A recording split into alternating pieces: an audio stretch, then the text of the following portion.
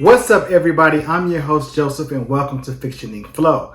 It is June, which means it is Pride Month, and I want to talk about a few comic characters that are part of the proud LGBTQ plus community that you may or may not have heard of before. And I'm going to give you a quick synopsis of kind of some ones from Marvel and from DC that you should check out their books or books that they're featured in if you want to know more about these characters. Alright, the first Marvel character I want to mention is Mystique. Mystique has the ability to shapeshift, which really already lends to her being a really ambiguous character because she's been both male and female characters in different fashions all throughout her history. Mystique got into a relationship with another mutant that has the ability to kind of predict the future, not predict the future or see the future. She's kind of precognitive. A young lady named Destiny. And Destiny was around years ago in the X-Men comics, and she, predicted a lot of things, and a lot of people wanted to stop her from existing because of her abilities, because they didn't want to know too much about the future or how much she would actually put things into motion, or her seeing these predictions would actually make these things come to pass. So recently in the X-Men comics, the mutants had the ability to come back to life. If you've been reading the current books, especially started by John Hickman with the Dawn of X and the House of X, that now the mutants have learned how to come back. It's 5 mutants that gather together and they combine themselves and use their unique abilities to kind of make clones of anyone that dies. So what Professor X does is that he keeps a backup file of all their memories and they're almost like a computer data. So when the person dies, they create these new bodies, they steal them, and they kind of force feed the last memories they had, and so it's kind of like them again. So one person, when the mutants got this new island and their new way of doing things that was told not to bring back, was Destiny. And Mystique was like, look, if we can bring anybody back, why can't you bring my love interest back? She's been around forever, she died, I want her back. And that was the only condition that Moore McTaggart, who kind of told Professor X, not and Magneto, don't bring back to life. And they kind of have this council they had to decide. And so now it looks like that Destiny has come back, and she's made this prediction that the mutants are gonna fall again. They've kind of been at the bottom of the barrel, now they're on top, they're leading in everything, but now it looks like they're gonna kind of die again. So they're trying to find ways of keeping them apart, even though they have come back together. For DC, I have a character that you may have heard of. She's had a TV show on the CW, and that is Batwoman. Batwoman is actually Bruce Wayne's cousin, and she is part of the LGBT plus community. She goes around fighting. She was raised by a military father, so she was heavy into combat and all kind of strategic planning. And she got wind of Batman and kind of they reconnected. They had been separated for a while. Another, maybe not as popular character from the actually Marvel TV show early on. This was on Hulu. A show called The Runaways, about these teenagers who wanted to be superheroes but discovered that their parents were actually supervillains, and they went and formed a group and they ran away from home to try to stop their parents. So it's a really interesting concept. I suggest reading the first graphic novel and checking out the show on Hulu. It's still available. The character that blossomed out of this show and book is Nico Moro. So she is a witch, if you will, and she has this really interesting ability. She has this staff, it's called the Staff of the One, and her power is to create any kind of spell she wants. But I like her weakness. She can only make those spells once. She can only use a spell one time, and that's it.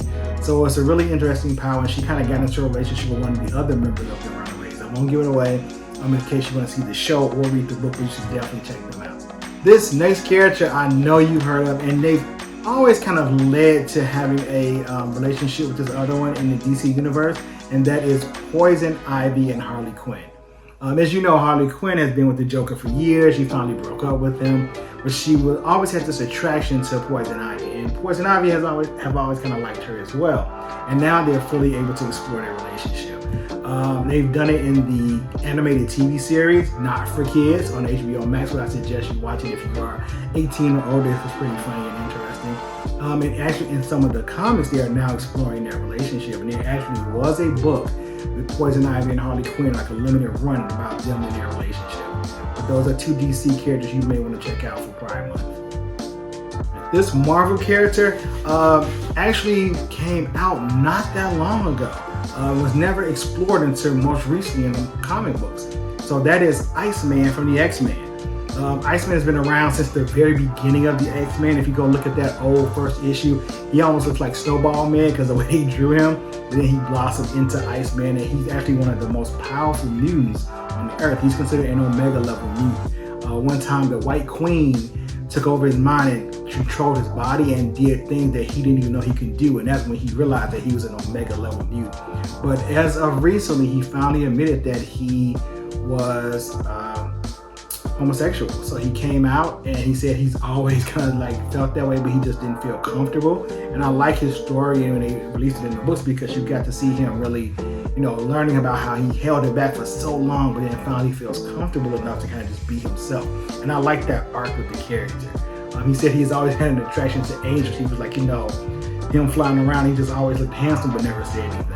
But you should definitely check out Iceman. He's had his own solo book for a while, but he's really running right now with the group of X-Men called the Marauders, where they go from port to port picking up mutants and bringing them back to Krakoa, their island. And like I said, now they have Krakoa, and as well as they've terraformed Mars, and they live between the two. So check out Iceman. This character became very popular in the Cartoon Network show that's now on HBO Max, which is Young Justice. So it is Aqualad. Aqualad became very popular in that Young Justice run. He was a standout character. He was actually the leader of Young Justice, and he continues that in the comic books. But now he's come out and being a little bit more himself. Spoiler alert, you get to see him explore this in season 3 of Young Justice. He didn't really make this known until season 3. In the animated series, but he has his own book now, which is pretty cool. And there's another book with Aqualad and Aquaman and another person of that family called Aquamen, and they're kind of exploring their rule and how they take over and kind of do things in Atlantis. But Aqualad is definitely a character that I've always loved. He had a really interesting power, aside from having the same like speed and strength and the ability to breathe underwater like Aquaman. He also studied like aqua sorcery. So he can create things from water. So he has these tattoos on his body that kind of help channel and force his abilities, that he could take water and turn them into different things, which Aquaman never had that power. So definitely look into Aquaman. This next Marvel character is the son of a very popular X-Men character, which is Wolverine. Years ago, Wolverine had a son, and his name is Daken.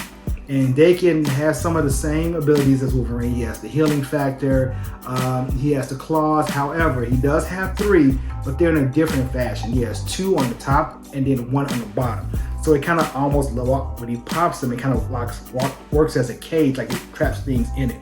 But he still has that strength and the wildness just like his dad. So for a while when he was first introduced, he was looked at as an enemy of his father because he kind of hated him because he wasn't around. But Wolverine didn't even know he had a son. So they kind of got into it for a while, and then it was discovered that Daken is actually Wolverine's son. And he had been in relationships for a while. He's always explored his sexuality, and I like that about Daken. He's just been comfortable, and finally when he became a good guy, he's still kind of just like, I'm just gonna be me. I don't care what anybody says. Yeah, my father says kind of like traditional, well-known person, but I love how when Daken came out to Wolverine that he accepted him and there was no beef at all, and that was a really heart-warming story. For DC, our next character is Queen Nubia, as she is known now. So Nubia is the African-American Wonder Woman. She is actually her sister. I talked about her before in previous videos, but she has been in a relationship with another Thessalonian for a while. And she has always come out and been open about who she was, and she is now the new Queen of Thessalon. So if you want to check out like a lot about her arc, she has had her own book, which is Nubia, but now ever since there was a new series called The Trial of the Amazons, where Hippolyta was killed, and they were trying to figure out who did it. And once they kind of go through it, I'm not going to spoil and tell you who the murderer was, but Hippolyta does not come back. Spoiler, that part is a spoiler. She does not come back to life. And he goes through this ceremony to see who will be the new queen. And of course, Nubia wins that championship, and she's crowned the new queen. And check out her new book. It's a 5-issue limited run called Queen Nubia. These next 2 Marvel characters were introduced in the Young Avengers series. But you may have known one of them if you have watched the Disney Plus series WandaVision. And one of those characters are Wiccan and Hawkling. So Wiccan is one of Wanda's sons, one of the twins. He has the same kind of like chaos magic type of powers, wizardry as Wanda. And then Hawkling is actually a character, an alien. I won't tell you what his species is, or whether you look that up on your own. But he came out like with this ability, kind of like to shapeshift. And he kind of always shapeshifts with this big hulking creature. But he is actually part of two species that are well-known aliens in the Marvel Universe. But they fell in love and they're a couple now, and actually Hawkling became a king once they found out where his bloodline came from. And he kind of went away to this planet where he had to kind of rule and bring peace. And as long as he was around, these two races that have been warring for a long time in the Marvel Universe are now finally at peace. And Wiccan has been along for the ride and try to help him and they actually got married in a comic book, which is one of the second marriages, same-sex marriages in a comic book history. So check that issue out if you can find it. It's the marriage of Hawkling and Wiccan. Another character that has recently come out in the DC universe is the son of another very famous character, which is Superman. So in the DC universe, Superman recently had a son not too long ago with Lois Lane. So it's Jonathan Kent. And Jonathan Kent kind of came out the same time that Damian Wayans came out with his Batman son. They had a book together, but he's now grown up and he's like a young teen, an older teen. And he actually came out as being gay. And so I know his recent book explores that the duality of him like coming to terms with who he is, as well as kind of living up to the reputation of his father, but making his own way. So you should check out the New Adventures of Superman with Jonathan Kent. All right, this next Marvel character you have probably seen if you got a chance to go see Doctor Strange Multiverse of Madness. Wasn't really explored or discussed in that particular movie, and has always been very open about their sexuality, which is America Chavez. In the movie, at least you get to see the spoiler warning that her parents were in the same-sex relationship, and actually the place where she was born, I think a lot of people were. It was very the norm. And she has always been a very proud person in celebrating pride and the LGBT community. And if you look closely, maybe I'll take a second look at the movie. On her jacket, she does have a pride flag, and that was kind of like their way of kind of saying it without really bringing it to the attention in the movie Multiverse of Madness, Doctor Strange 2. But definitely check out America Chavez. She's had several books of her own. She has been in the Young Avengers books, regular Avengers, and she is currently in the Marvel Universe, making a lot of headway, and has joined her own. It's kind of like forming her own team and making her own thing. There's a new book that is coming out, The Thunderbolts. It's rumored that she may be a part of that. This next DC character I talked about plenty of times before. This is Joe Mullen, part of the new Green Lantern Corps from the Far Sector. Once again, I love her design. She kind of reminds you of Janelle Monáe when they kind of drew her, but she has also come out as, I think, being queer. In her book, Far Sector, she explores her interest in both male and female characters, and she's just been making waves, and she's finally come to the modern DC universe right now in the Green Lantern books.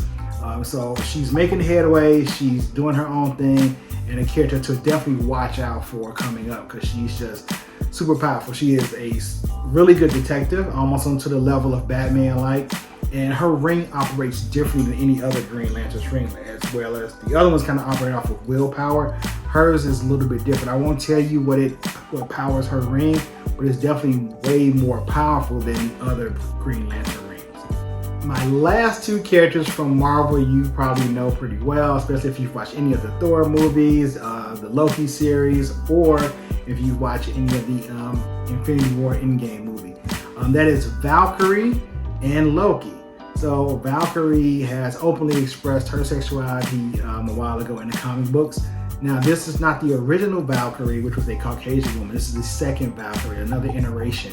So she is a newer version of the Valkyries, and she was gone for a while because the Valkyries fell, and she was brought back. And so she's always kind of been open about who she is, and and just she's been a very awesome character, and her abilities seem way stronger than the original Valkyrie.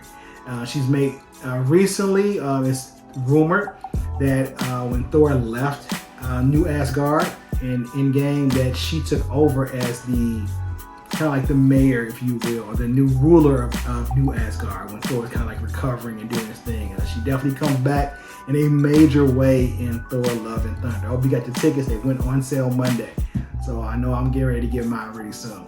The other character is Loki. Loki has always been ambiguous. He has been both male and female versions of himself, as well as a kid version, right? And if you watch the Loki series on Disney Plus, you get to see at least, you get to see all three. There's a character, I won't tell you the character's name, but she is basically the female version of him. But in the comics, he's actually turned himself into a female several times and kind of have been brought back in different iterations. He actually meets every now and again with the Council of Lokis, when he just meets with different Lokis from different universes to discuss things. And it's really interesting to see when they all get together, like how they kind of plot their timeline out in their process. One of the greatest stories you should check out for sure is a Loki graphic novel. It's Loki, Loki, Agent of Asgard, where Loki sits to correct all his wrongs. So he decides that I'm tired of being known as the villain, tired of being known as the mischievous one. What I plan to do is now, for every good deed, it'll erase one of my bad deeds. And I won't spoil it for you, but you definitely should check that out to see what happens with it. And the only thing I will say is that Loki's always going to be there. But definitely check it out. And the last character from DC I have is a newer character from the DC multiverse, if you will. There was something that happened a while ago where they had all these different versions of DC characters that were, it was supposed to be alternative futures, but some of them actually are now starting to be created, existed in the modern times. Like there was a new Batman, Superman, all the things like that. And this new character is named Kid Quick. He is a member of the Flash Corps. So he has the same speed and abilities as Flash. This is an African-American guy with gray hair. And he has a yellow suit, kind of like Wally West did in the CW series on Flash, as well as in Young Justice, where he was Kid Flash. But Kid Quick is a different person. I think their identity has not truly been revealed, but I know they refer to themselves as them and they.